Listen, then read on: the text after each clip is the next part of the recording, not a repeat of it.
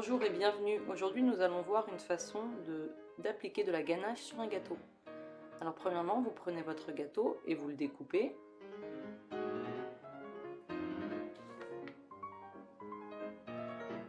Alors moi j'ai deux gâteaux, donc j'ai découpé en deux couches à chaque fois pour faire un gâteau de 4 étages. Ensuite, pour assembler les couches, on va prendre un disque plastique rond du même diamètre ou un peu plus grand que votre gâteau, sur lequel on va mettre un peu de ganache et coller au plastique. Et ensuite, il suffira de mettre de la ganache entre chaque étage du gâteau. Alors pour ce gâteau, j'ai fait des trous au milieu de chaque étage parce qu'ensuite je vais glisser des petits œufs de Pâques car il s'agit d'un gâteau de Pâques. Mais d'habitude, je ne fais pas de trous au milieu de mes gâteaux. Voilà, donc on continue d'assembler. De temps en temps, il est bon d'utiliser un niveau pour vérifier que le gâteau est bien droit et bien horizontal avec la table.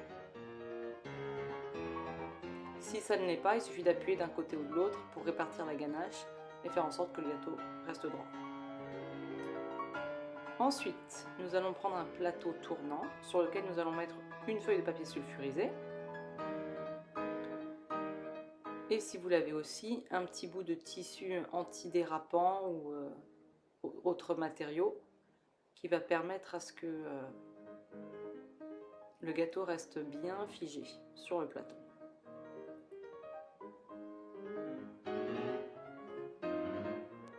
Ensuite, je prends mes petits œufs de Pâques que je glisse au milieu du gâteau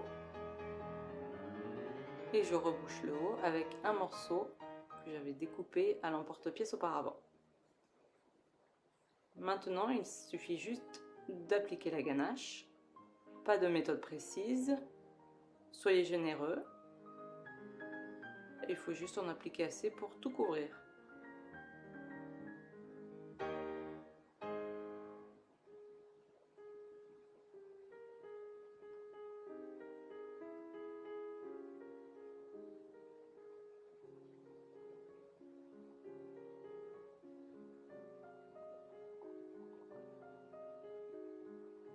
Une fois le gâteau couvert, je prends un autre petit disque rond en plastique sur lequel je colle un petit disque coupé dans du papier sulfurisé et je la pose au haut du gâteau.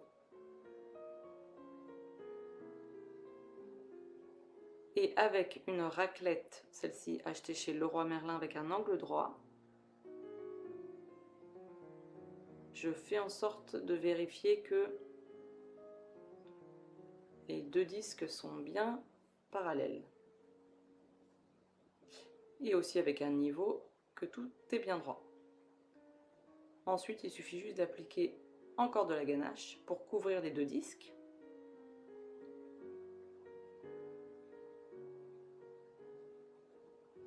Et prendre la raclette, la poser contre les deux disques à un angle de 45 degrés environ et de tourner le plateau.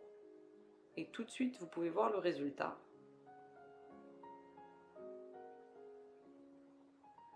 Voilà, on va prendre le gâteau, on va le mettre au frigo pendant quelques minutes ou au congélateur afin que la ganache durcisse. Ensuite, on prend une spatule chauffée dans de l'eau chaude et qu'on glisse sous le disque du haut pour le retirer, ainsi que le bout de papier sulfurisé. À la fin, il s'agit juste de fignoler, de faire les finitions. Le disque aura peut-être causé quelques petits trous, donc on ajoute un peu de ganache pour tout combler. Normalement, si le travail a bien été fait auparavant, cette dernière étape ne devrait prendre que quelques minutes.